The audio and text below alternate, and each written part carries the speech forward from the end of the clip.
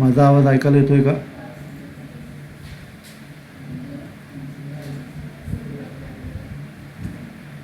Okay, माझा आवाज ऐकायला येतोय का? रिप्लाय करा.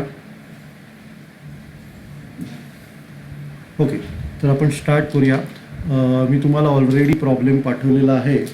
तर हा मनन पब्लिकेशनचा 7वा प्रॉब्लेम आहे. तर मी प्रॉब्लेम आता रीड करतो. तर हा जो प्रॉब्लेम आहे, AB limited was form to acquire the business A and B who share profits in the ratio of 3:2. आता त्यांचा प्रॉफिट शेअरिंग रेशो 3:2 दिलेला आहे आणि द बॅलन्स शीट दिली आहे तुम्हाला ए आणि बीची. The balance sheet of A and be on 31 December 2014 was as under.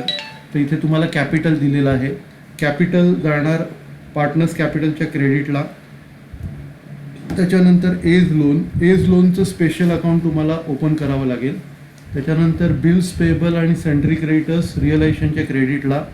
Land and building, machinery, stock, debtors, bills receivable, investment, हे सगळे रिअलायझेशनच्या डेबिटला. आता कॅश ॲट बँकला ॲडजस्टमेंट आहेत. कॅश ॲट बँकमध्ये आपण इन्व्हेस्टमेंट विकलेत आणि एचं लोन सेटल केलेलं आहे. तर आपल्याला काय करायला लागेल, कॅश अकाउंट सेपरेट बनवायला लागेल. ते रिअलायझेशनमध्ये घ्यायचं नाही आणि गुडविल रिअलायझेशनला टाकायचं.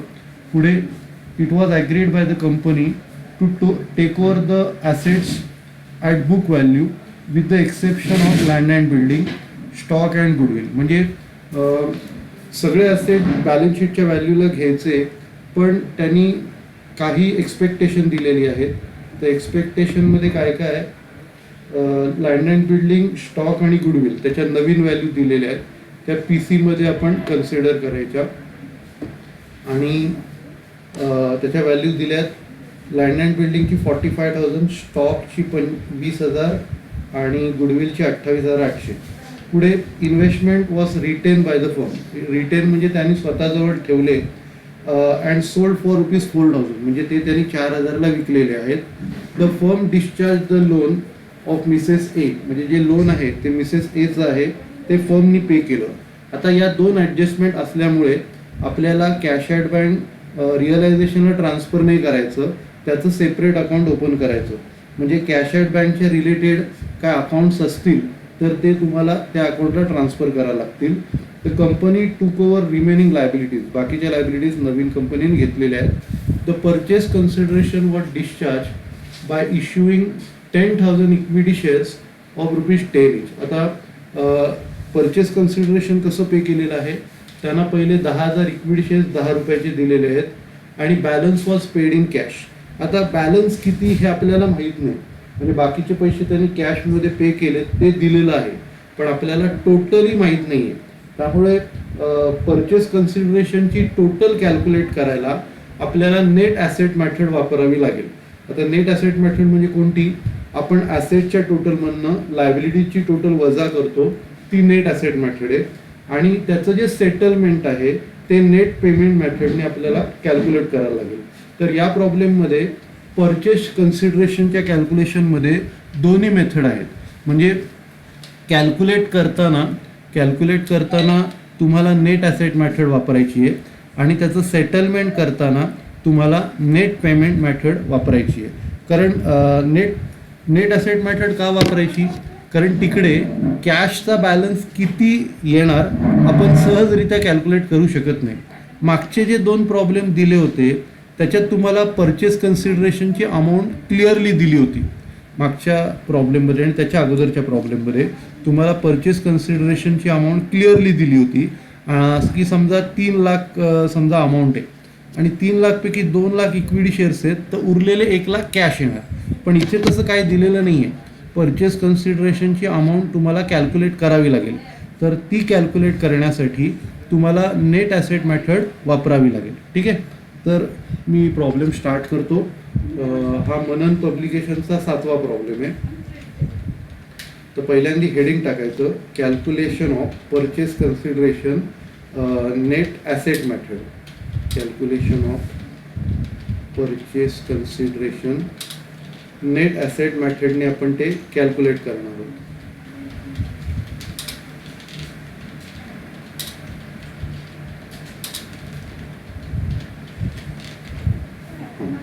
आता याचे जे कॉलम आहेत ते पर्टिक्युलर्स अमाऊंट असे कॉलम आहेत आपले.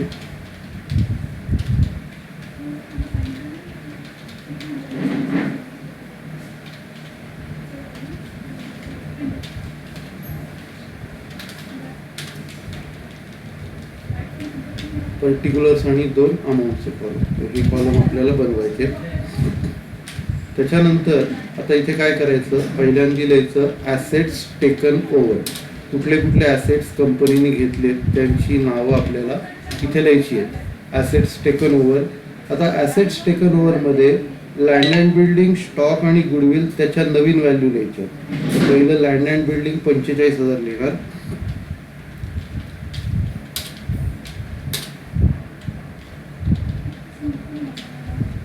Land and building 45,000.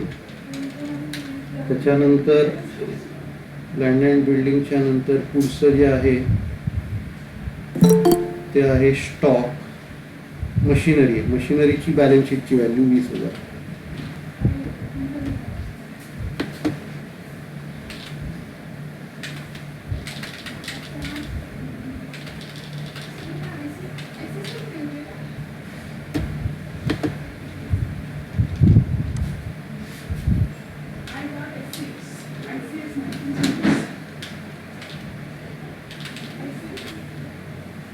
मशिनरी 20,000.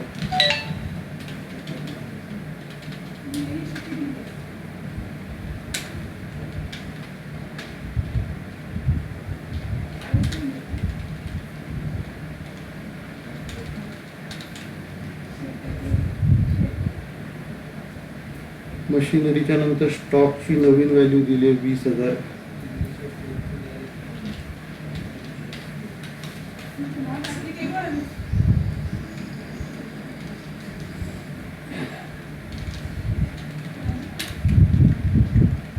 स्टॉकच्या नंतर डेटर्सची जुनी व्हॅल्यूज घेतली 23,200.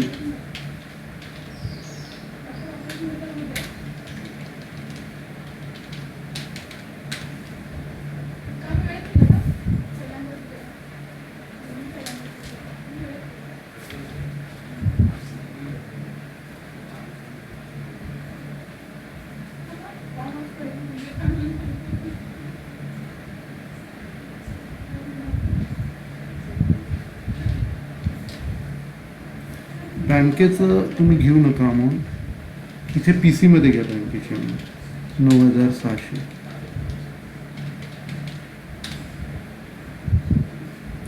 त्याच्यानंतर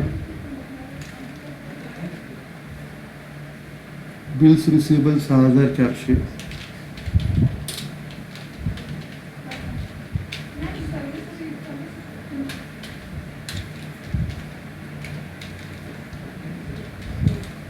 बिल्स रिसिवेबल नंतर इन्व्हेस्टमेंट नाही घ्यायचं. गुडविलची नवीन व्हॅल्यू 28,800.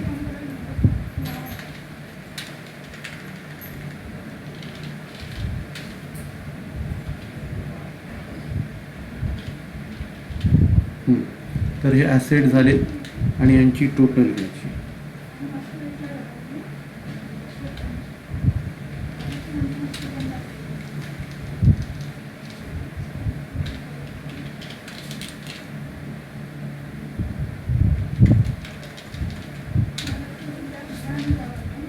एक 1,53,000. तर इथपर्यंत सगळ्यांना कळलं का? चॅटबॉक्सवर रिप्लाय करा.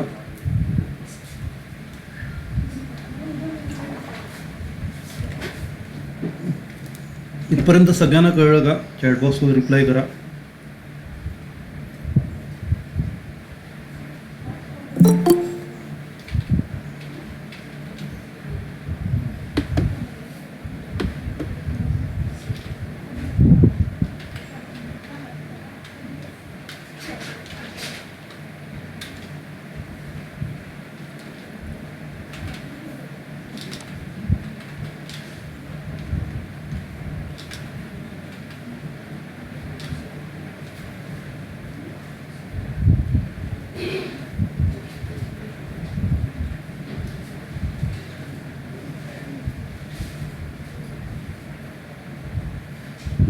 हॅलो, इथपर्यंत सगळ्यांना कळलं का? चॅटबॉक्सवर रिप्लाय करा.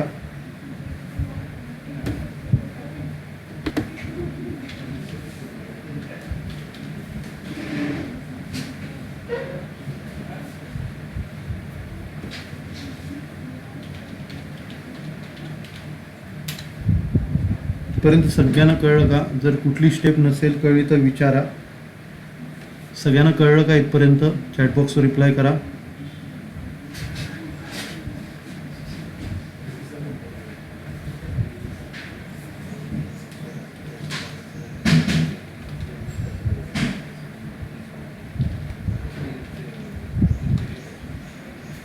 हॅलो, सगळ्यांना माझा आवाज ऐकायला येतोय का? कळलं का इथपर्यंत? रिप्लाय करा.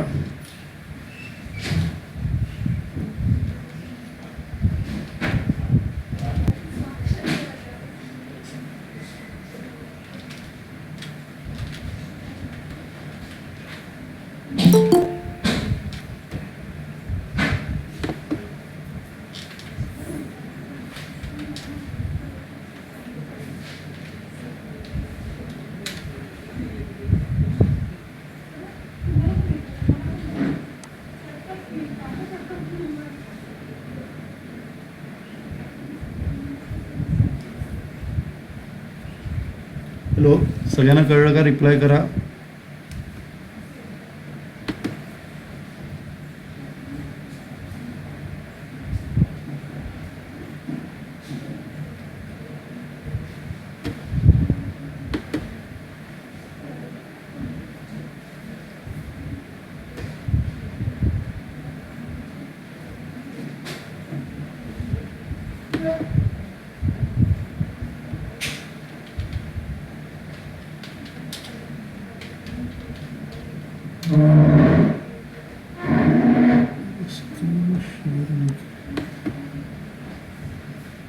एक मिनिट, मला स्क्रीन शेअर करायची राहिली, परत एकदा मी तुम्हाला एक्सप्लेन करतो.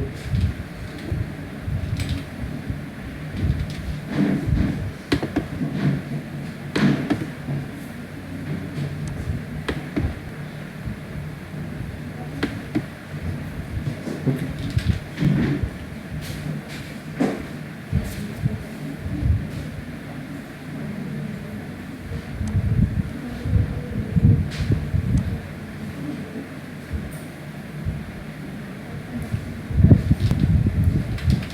ओके. सगळ्यांना स्क्रीन दिसते का? चॅटबॉक्स रिप्लाय करा.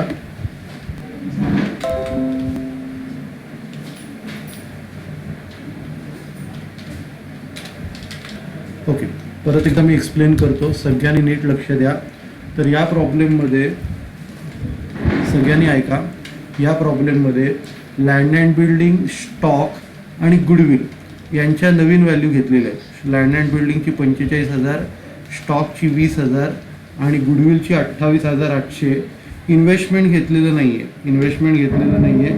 आणि बाकीचे जे ॲसेट्स आहेत, बाकीचे ॲसेट्स आपण बॅलन्स शीटमधनं घेतले. म्हणजे मशिनरीची 20,000 किंवा डेटर्सची 23,200, बँकेची 9,600, बिल्स रिसेबल 6,400. तर थोडक्यात काय, लँड अँड बिल्डिंग, स्टॉक आणि गुडविलच्या नवीन व्हॅल्यू घेतल्या, इन्व्हेस्टमेंटची घेतली नाही आणि बाकी सगळ्या बॅलन्स शीटमधल्या घेतल्या.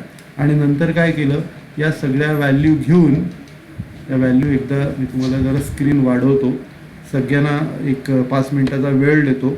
सगळ्यांनी हे लिहून घ्या, कारण स्क्रीन नव्हतं. एक 5 मिनिटाचा वेळ देतो, सगळ्यांनी हे लिहून घ्या.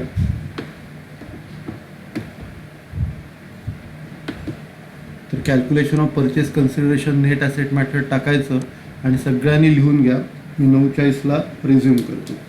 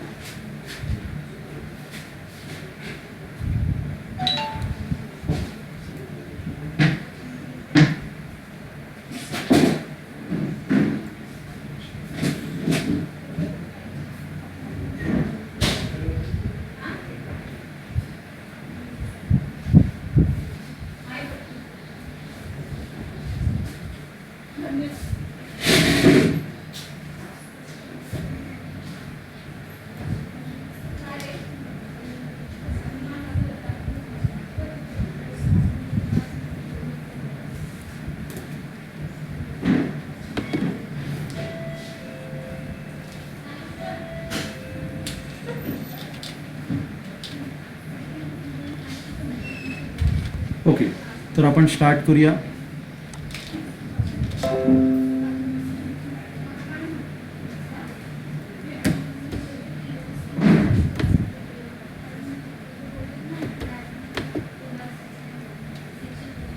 आता हे झाले ॲसेट झाले. आता ॲसेटच्या नंतर आपल्याला लायबिलिटीज टेकन ओव्हर लेस करायचे. Less liabilities taken over.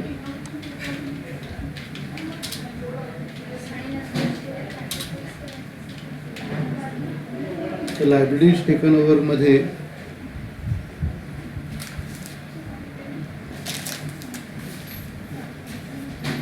आपल्याला क्रेडिटर्स, बिल्स पेएबल हे दोन घ्यायचे. बिल्स पेएबल आणि क्रेडिटर्स बॅलन्स शीटच्या व्हॅल्यूमध्ये.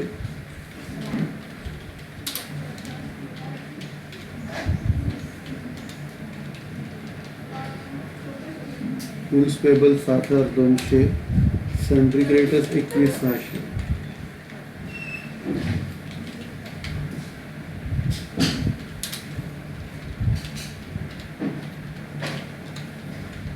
आणि याची टोटल बाहेर घ्यायची.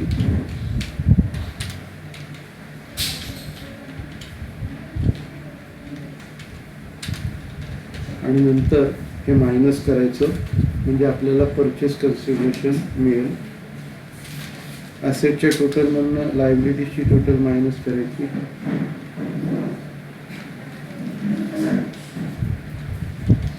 तर हे आपल्याला परचेस कन्सिडरेशन मिळालं.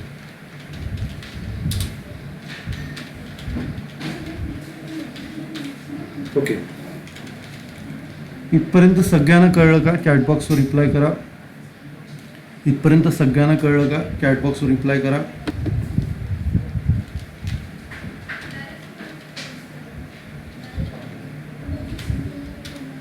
सगळ्यांना कळलं का? चॅटबॉक्सवर रिप्लाय करा.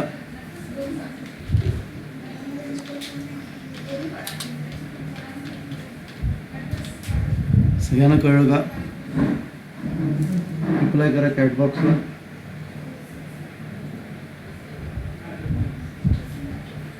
हॅलो, रिप्लाय करा.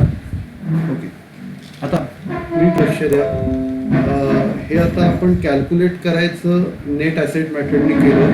आता अजून एक स्टेप करायला लागते, याचं सेटलमेंट. ते नेट पेमेंट करायला लागतं. तर इथे पुढची स्टेप येणार, सेटलमेंट ऑफ परचेस कन्सिडरेशन.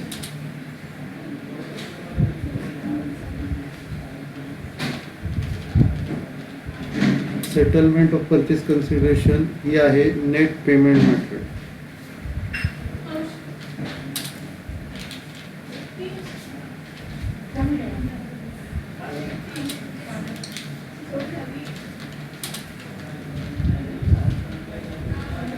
आता हे वरच्यासारखंच करायचं आपल्याला. लायबिलिटी, सेटल बाय आणि अमाऊंट असे कॉलम करायचे.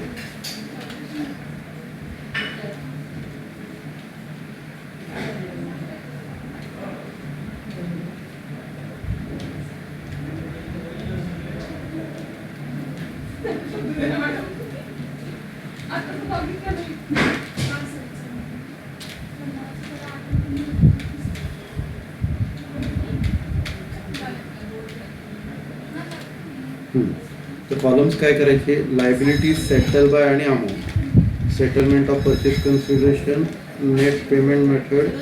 कॉलम्स आहेत लायबिलिटी, सेटल बाय आणि अमाऊंट. आता लायबिलिटीचं नाव काय, पार्टनर्स कॅपिटल.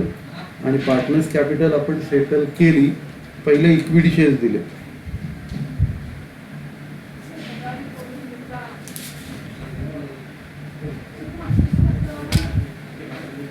इक्विटी शेअर्स आपण दिले 10,000. इक्विटी शेअर्स 10 रुपयाचे.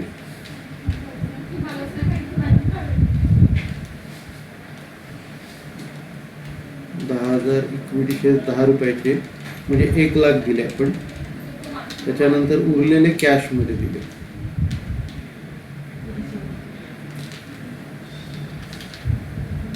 आता इथे टोटल आहे,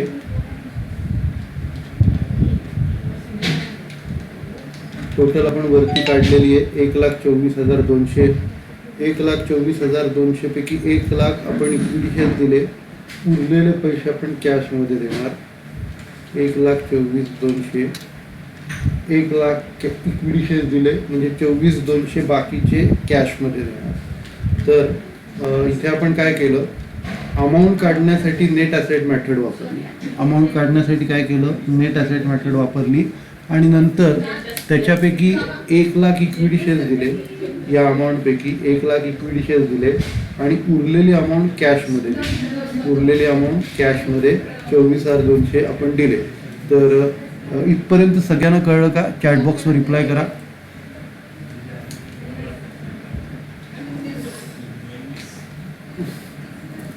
इथपर्यंत सगळ्यांना कळलं का?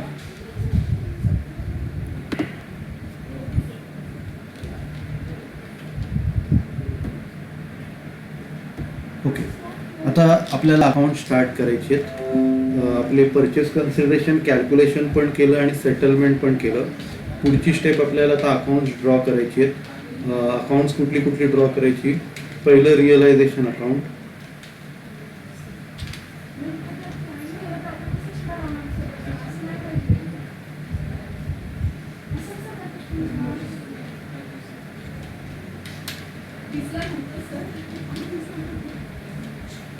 In the books of Messrs. A and B.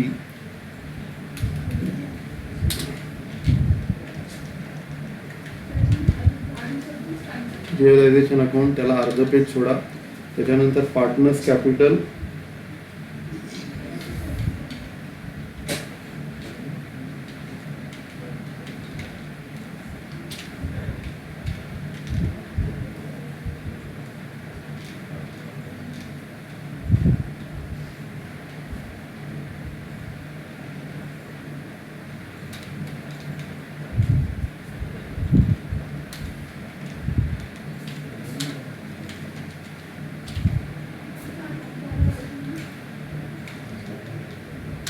त्यानंतर नवीन कंपनीचं अकाउंट. नवीन कंपनीचं नाव इथे दिलं आहे AB लिमिटेड. या साधारण 10 ओळी सोडा.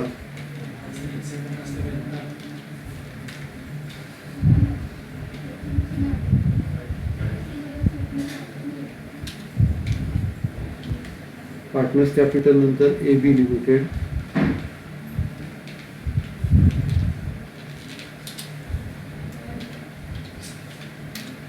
त्याच्यानंतर नवीन कंपनीकडनं आपल्याला इक्विटी शेअर्स मिळाले आणि कॅश मिळाली.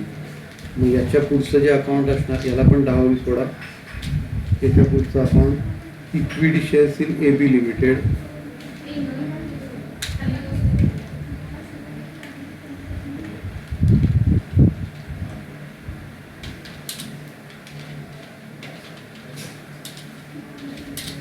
आणि नंतर बँक अकाउंट शेवटला,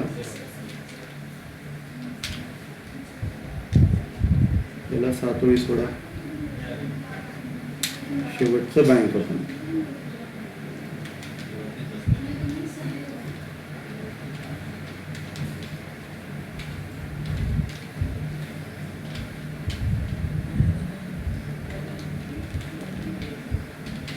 तर इकडे आता अकाउंट्स कोणती ओपन केली आहे. कंपल्सरी म्हणजे realisation account, partners capital account आणि न्यू कंपनीचं नाव AB limited. Realisation account, partners capital account आणि नवीन कंपनी AB लिमिटेड त्यांचं अकाउंट. आणि नंतर नवीन कंपनीकडनं काय काय मिळालं आपल्याला, इक्विटी शेअर्स मिळाले आणि कॅश मिळाली, म्हणून त्यांच्या दोघांचं अकाउंट आपण ओपन केलं. ठीक आहे. तर आता आपण पोस्टिंग स्टार्ट करूया.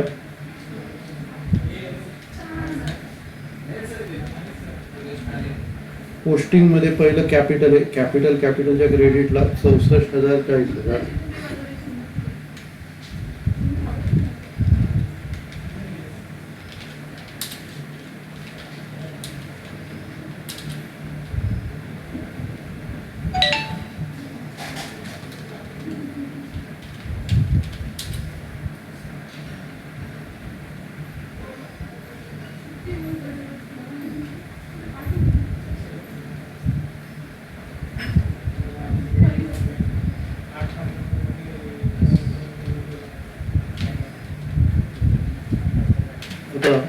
पार्टनर्स कॅपिटलचा जो बॅलन्स आहे 64,000 आणि 40,000.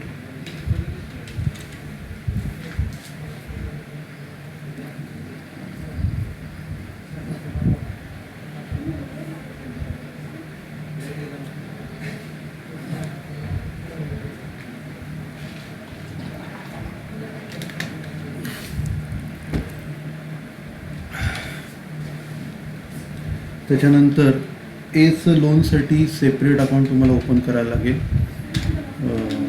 रिअलायझेशनच्या नंतर थोडीशी जागा 4-5 ओळींचं ओपन करा.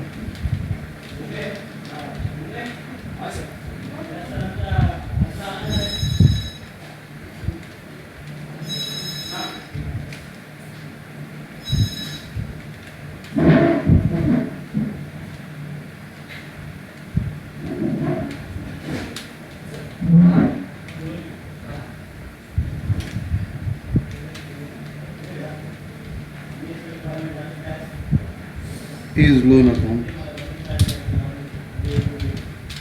आणि इथे आपल्याला लोन क्रेडिटला टाकायचं आहे. By balance brought down 3,200.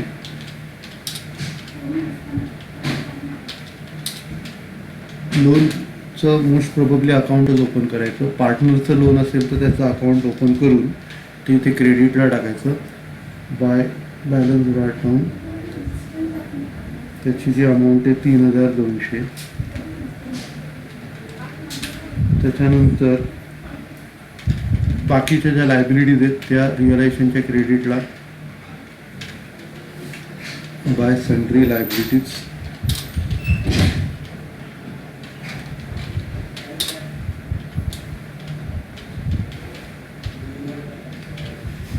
इथे बिल्स पेएबल 7,200.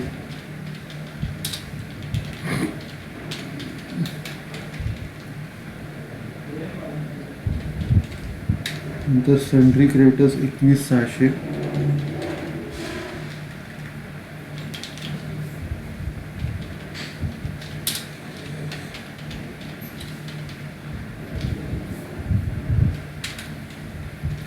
आता याची टोटल आउटर मूल्य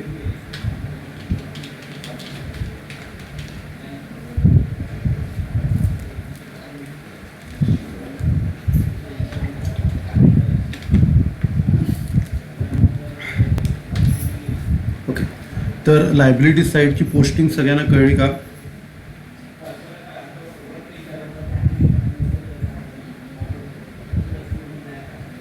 लायबिलिटी साईडची पोस्टिंग सगळ्यांना कळली का? चॅटबॉक्सवर रिप्लाय करा.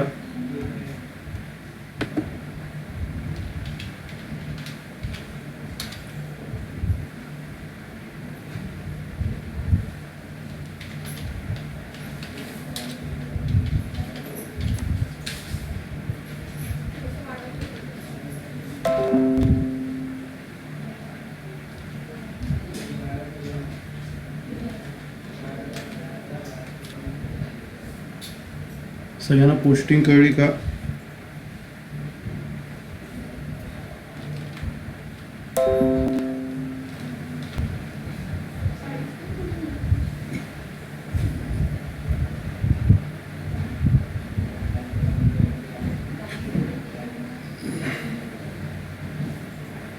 सगळ्यांना पोस्टिंग कळली का? चॅटबॉक्सवर रिप्लाय करा.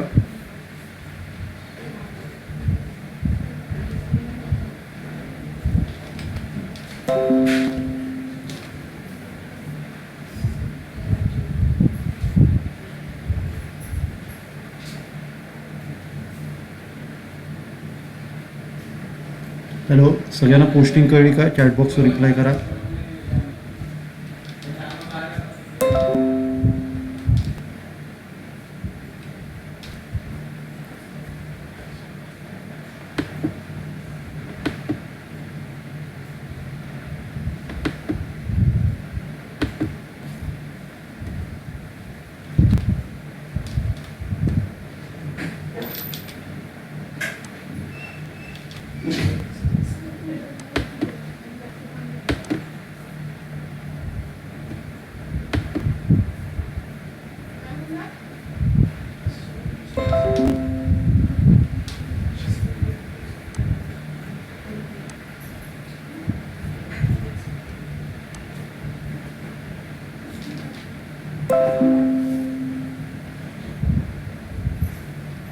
ओके, मी तुम्हाला पोस्टिंग परत एकदा सांगतो. पहिलं पार्टनर्स कॅपिटल आहे ते पार्टनर्स कॅपिटलच्या क्रेडिटला 64,000 आणि 40,000. त्याच्यानंतर एचं जे लोन आहे ते लोनच्या क्रेडिटला, एचं लोन कुठे टाकलं? लोनच्या क्रेडिटला. नंतर बाकीच्या लायबिलिटी जे आहेत ते रिअलायझेशनच्या क्रेडिटला, बिल्स पेबल आणि सन्ड्री क्रेडिटर्स हे रिअलायझेशनच्या क्रेडिटला टाकलं. तर सगळ्यांना कळलं का? चॅटबॉक्सवर रिप्लाय करा.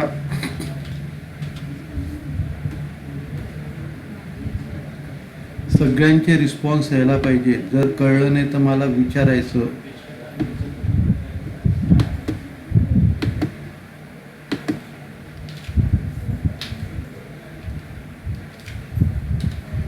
ओके, आता बघा, आता त्याच्यानंतर आपल्याला ॲसेट्स टाकायचे रिअलायझेशनला. To sundry assets. सन्ड्री ॲसेट्समध्ये आपल्याला बॅलन्स शीटच्या व्हॅल्यू घ्यायच्या. लँड अँड बिल्डिंग 40,000,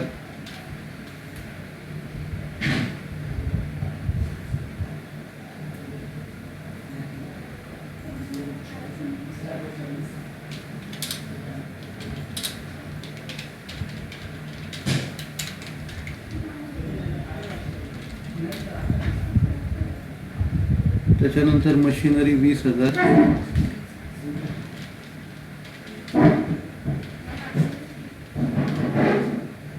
स्टॉक 24,000,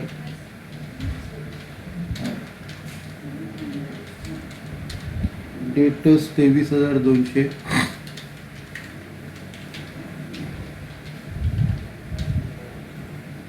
त्याच्यानंतर बिल्स रिसिवेबल 6,400,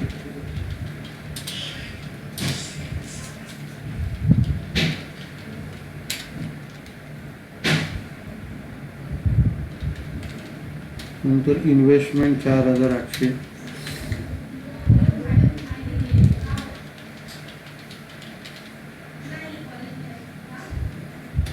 आता कॅश ॲट बँक जे आहे ना, कॅश ॲट बँक बँकेच्या डेबिटला टाकायचं. सगळ्यांनी ही महत्त्वाची ॲडजस्टमेंट आहे. कॅश ॲट बँक हे बँकेच्या डेबिटला टाकायचं. To balance brought down.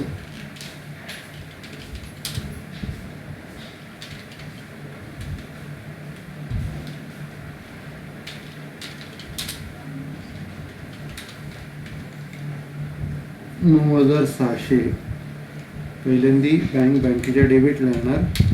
आणि मग आता राहायला इकडे काय गुडविल राहिलं आहे, ते गुडविल आपण इथे टाकू. रिअलायशनच्या डेबिटला गुडविल 8,000.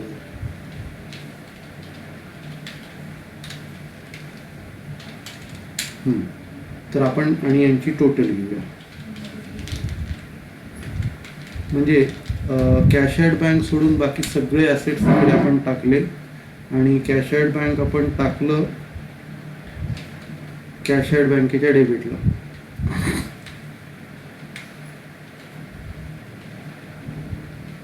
ओके, तर इथपर्यंत सगळ्यांना कळलं का? चॅटबॉक्सवर रिप्लाय करा. इथपर्यंत सगळ्यांना कळलं का? चॅटबॉक्सवर रिप्लाय करा. सगळ्यांचे रिस्पॉन्स यायला पाहिजेत. हो नाही मला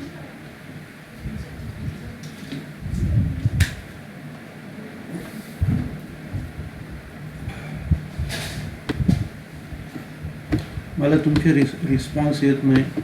पटापट रिस्पॉन्स यायला पाहिजे.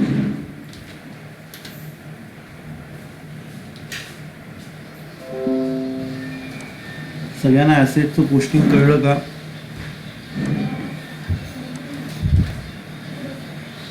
हॅलो, सगळ्यांना ॲसेटचं पोस्टिंग कळलं का? फक्त बँक सोडून बाकी सगळे ॲसेट आपण रिअलायझेशनला टाकले आणि बँक टाकले बँकेच्या डेबिटला. ओके, सगळ्यांचे रिस्पॉन्स यायला पाहिजे, नाही तर प्रेझेंटही लावणार नाही मी. हॅलो,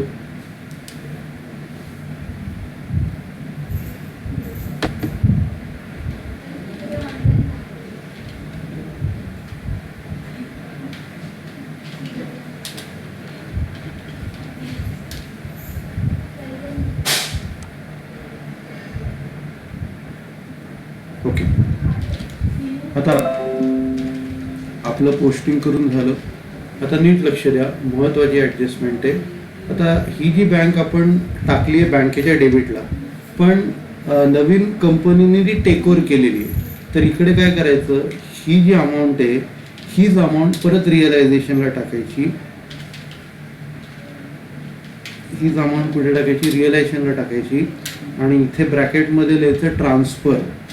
आपण काय केलं, हे ट्रान्सफर केलं 9,600. ट्रान्सफर कुणाला केलं? नवीन कंपनीला केलं. आणि इथे रिअलायझेशनच्या डेबिटला ते वेगळं दाखवायचं. टू बँक अकाउंट, ब्रॅकेटमध्ये लिहायचं टेक ओव्हर. इथे लिहायचं ट्रान्सफर, इथे लिहायचं टेक ओव्हर.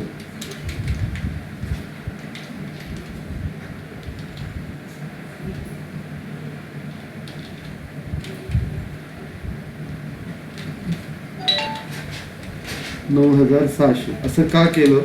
कारण बँकेचं ॲडजस्टमेंट आहेत पहिली गोष्ट, आणि बँकेनी टेकओव्हर केलेलं आहे, नवीन कंपनीने बँकेला टेकओव्हर केलं आहे.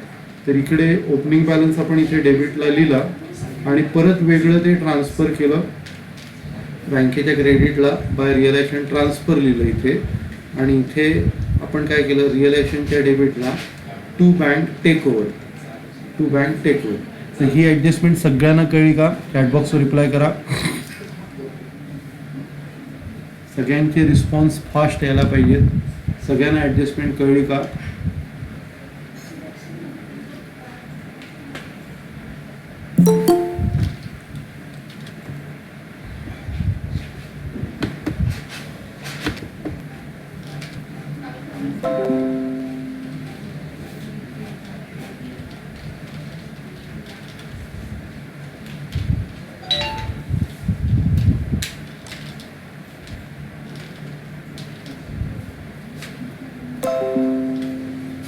ओके, आता नीट लक्ष द्या. आता इथे बँकेच्या दोन ॲडजस्टमेंट आहेत. एक म्हणजे इन्व्हेस्टमेंट सेल केला आहे आणि दुसरं ते एचं लोन पे केलेलं आहे. तर आता तुम्ही काय करा, जे इन्व्हेस्टमेंट विकलं आहे ते रिअलायशनच्या क्रेडिटला बाय बँक ब्रॅकेटमध्ये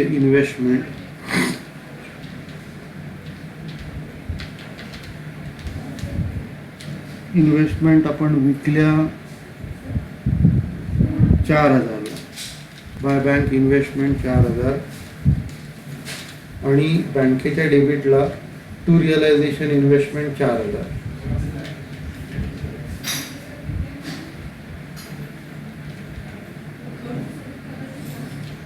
टू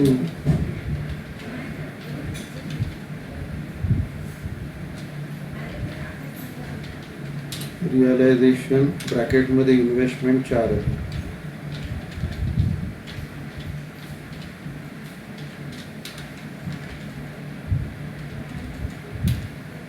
त्याच्यानंतर आता इथे आपण एक्सचं लोन पे केलेलं आहे. एक्सचं लोन आपण पे केलेलं आहे. तर इकडे रिअलायशनच्या क्रेडिटला, ॲक्च्युली इकडे नाही येणार, बँकेच्या क्रेडिटला येते.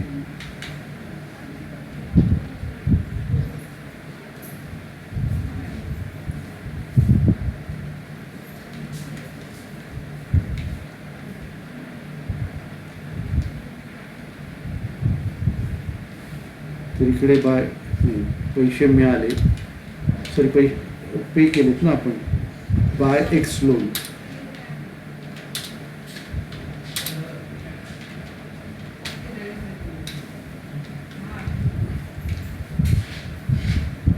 त्याचं लोन आहे 3,200 age loan.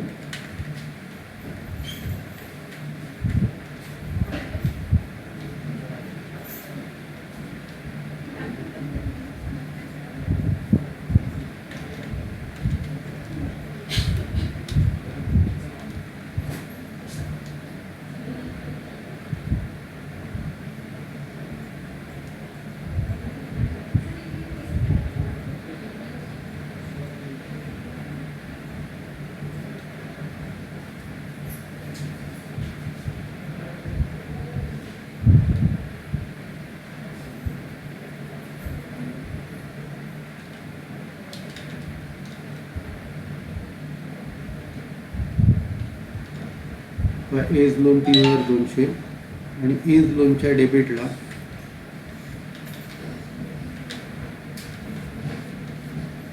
To bank 3,200. Okay, इथपर्यंत सगळ्यांना कळलं का? चॅटबॉक्सवर रिप्लाय करा. इथपर्यंत सगळ्यांना कळलं का? चॅटबॉक्सवर रिप्लाय करा. हॅलो, इथपर्यंत कळलं का सगळ्यांना?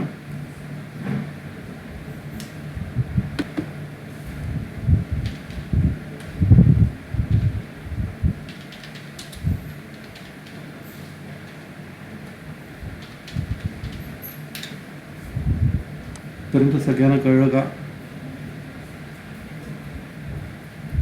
ओके, आता बघा, याच्यानंतर परचेस कन्सिडरेशन स्टार्ट करायचं आहे. परचेस कन्सिडरेशन रिअलायझेशनच्या क्रेडिटला बाय AB लिमिटेड. परचेस कन्सिडरेशनची अमाऊंट आपण काढली 1,24,200. 1,24,200 परचेस कन्सिडरेशनची अमाऊंट काढली. ती AB लिमिटेडच्या डेबिटला to realisation 1,24,200.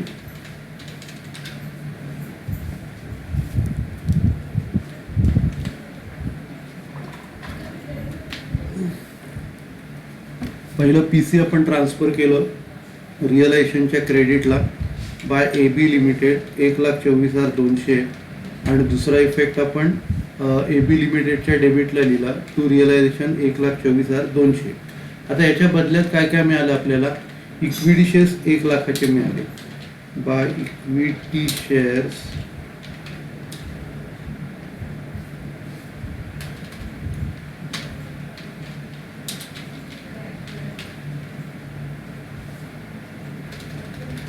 Bye equity shares in AB limited.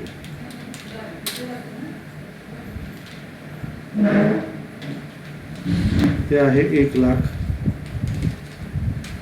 त्याच्यानंतर कॅश 24,200, म्हणजे 1,00,000 कॅश आणि बाकीचे 1,00,000 इक्विटी शेअर्स, बाकीचे कॅश 24,200.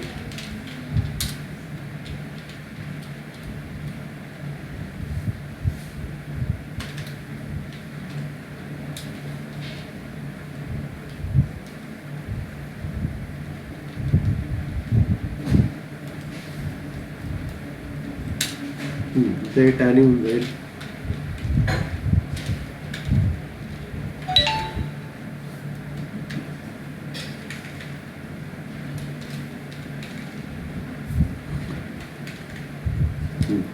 आता यांचे डबल इफेक्ट द्यायचे आपल्याला. हे by equity shares in AB लिमिटेडचा इक्विटी शेअर्स इन AB लिमिटेडच्या डेबिटला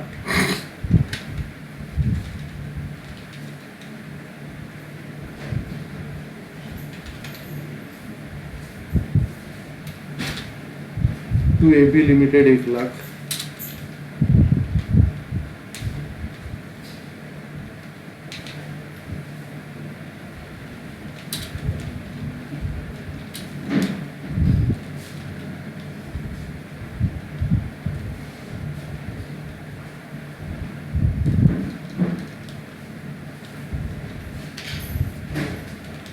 टू AB लिमिटेड 1,00,000.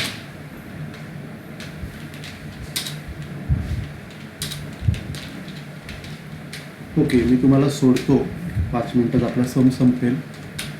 तर इकडे by equity shares in AB limited 1,00,000, त्याच्यानंतर इकडे टू AB लिमिटेड 1,00,000 आणि बँकेच्या डेबिटला टू AB लिमिटेड 1,00,000,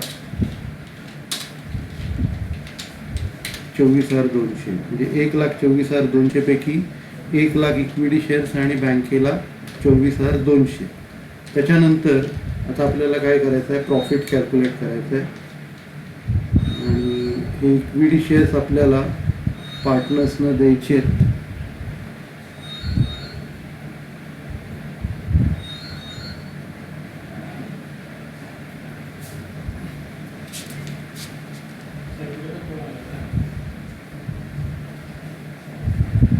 त्यांच्या कॅपिटलच्या रेशिओमध्ये, म्हणजे पहिलं प्रॉफिट कॅल्क्युलेट करायला लागेल आपल्याला.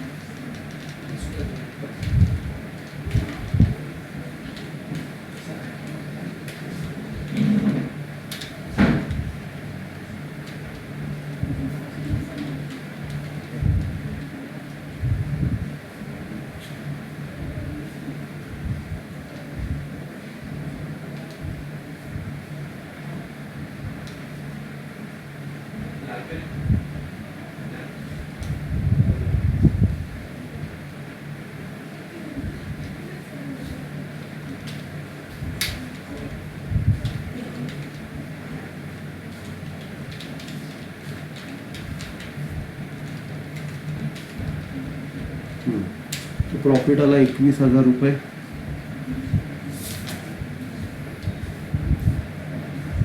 तर हा 21,000 आपल्याला 3:2 मध्ये वाटायचा आहे टू पार्टनर्स कॅपिटल.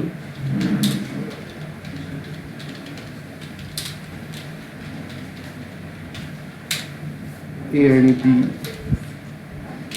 आता 21,000 आपल्याला 3:2 मध्ये वाटायचं आहे.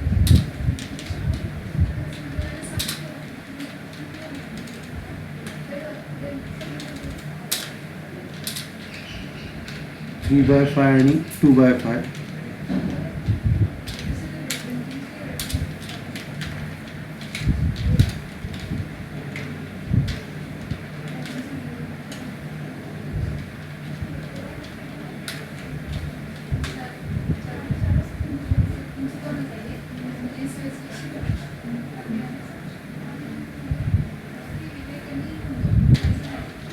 तर 21,000 प्रॉफिट आला, तो आपण डिवाइड केला 12,600 आणि 8,400.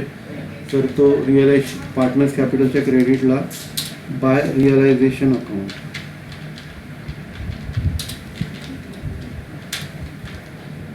$12,600 आणि 8,400.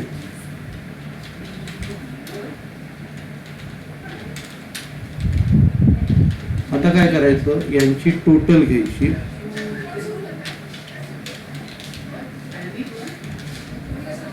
आणि या टोटलच्या रेशोमध्ये आपल्याला डिवाइड करायचे.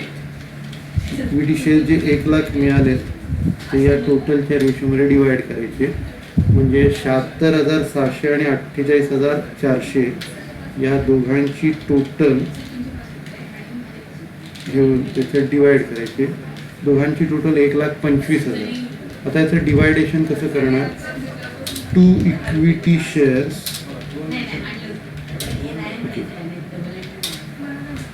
तुम्ही लेफ्ट झालात तरी चालेल, मी तुम्हाला रेकॉर्डिंग पाठवतो. सरांचं लेक्चर आहे ना आता 1:15ला, तुम्ही लेफ्ट व्हा, मी तुम्हाला रेकॉर्डिंग पाठवून देतो. 2 इक्विटी शेअर्स इन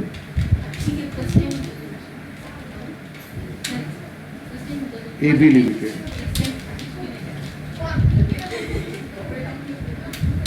आता 1 लाख तुम्हाला या दोघांच्या रेशोमध्ये पाठवायचे. म्हणजे आता हे कॅल्क्युलेशन कसं करणार, एचं जे आहे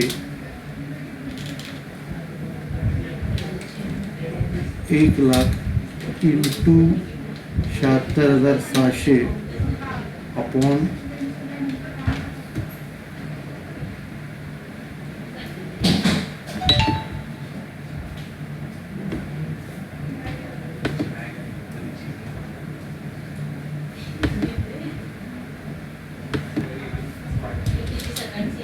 1,25,000. 1 लाख इंटू 76,000 आपण 25,000 हे डिवाइड करायचे. एला 76,600 आपण 1,25,000 मिळणार आणि बीला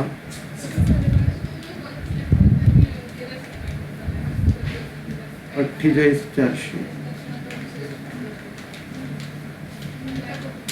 तर हे आपण कसं केलं, नॉर्मली आता 2:3 असेल तर 2 आणि 3 टोटल घेतो ना, 2 आणि 3 टोटल 5 होतं. 2 आणि 3 टोटल 5 आपण खाली टाकतो. आता इथे 76,600 आणि 48,400, 76,600 आणि 48,400 या दोघांची टोटल 1,25,000 आहे. ती 1,25,000 आपण खाली टाकली आणि जे इंडिव्हिज्युअल अमाऊंट आहेत 76,600 आणि 48,400 त्या वरती टाकल्या आणि या रीतीने आपण डिवाइड केले. तर इकडे 1 लाख. तुम्हाला जर कळलं नाही तर मला तुम्ही नंतर उद्या विचारा, सोपं आहे. 1 लाख इंटू 76,600 अपॉन 1,25,000 म्हणजे 61,280.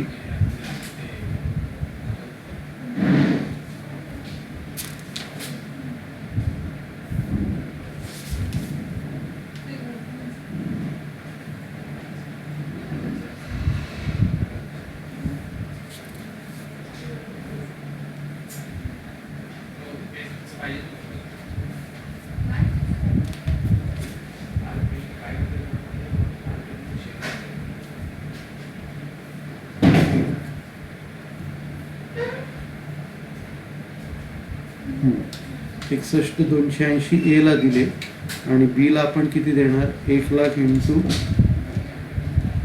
48,400 अपॉन 1,25,000 म्हणजे 38,720. तर आपण काय केलं, जी टोटल आहे 1,25,000 ती खाली डिनॉमिनेटरला टाकली आणि इंडिव्हिज्युअल अमाऊंट या वरती टाकली. 76,600 आणि 48,400 या इंडिव्हिज्युअल अमाऊंट आपण वरती टाकली, टोटल खाली टाकली आणि अमाऊंट काढल्या 61,280 आणि 38,720. आणि त्याचा डबल इफेक्ट आपण पार्टनर्स कॅपिटलच्या इक्विटी शेअर कॅपिटलच्या क्रेडिटला बाय एज कॅपिटल बाय बीज कॅपिटल.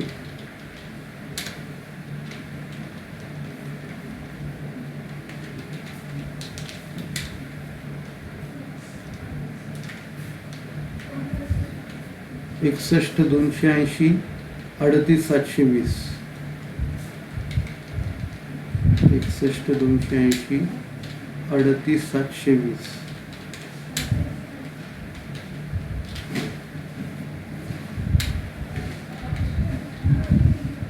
ठीक आहे. आणि आता बाकीची अमाऊंट आपण कॅश देणार. हे बॅलन्सिंग फिगर त्यांना आपण कॅश देणार टू बँक अकाउंट, आणि शेवटला बँक टॅली होऊन जाईल. तर हे दोन बॅलन्स इकडे टाकले, 76,600 आणि 48,400 बँक टॅली होऊन जाईल आपली. त्याची बॅलन्सिंग फिगर 15,320 आणि 9,680. 15,320 आणि 9,680 हे बँकेला टाकायचं आणि बँक आपली टॅली होईल. Bye age capital 15,320,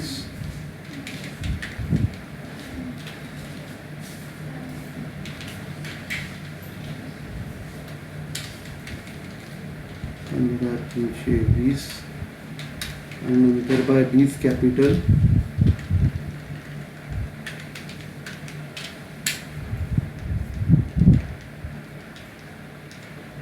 9,680.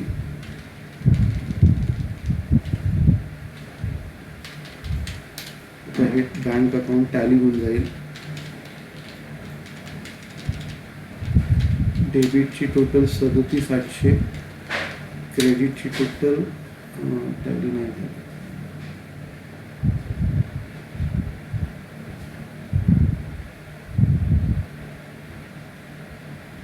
$180चा फरक पडतो. हे किती अमाऊंट आहे? 15,320, 9,680. हे टॅली झालं. बाकीचे अकाउंट्स पण जे राहिले ते टॅली होऊन जातील. AB लिमिटेड टॅली झालं. इक्विटी शेअर्स 1 लाखांनी टॅली होईल.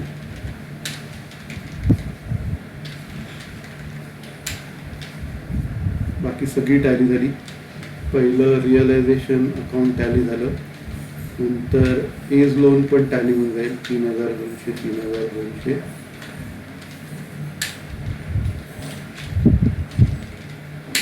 नंतर पार्टनर्स कॅपिटल आपण त्याचा बॅलन्स काढला आणि तो बँकेला टाकला. 15,320, 9,680. नंतर एज लिमिटेड आपलं टॅली झालं. इक्विटी शेअर्स टॅली झालं. ओके, तर आपला प्रॉब्लेम संपला आणि लेक्चरही संपलं. सगळ्यांना थँक्यू.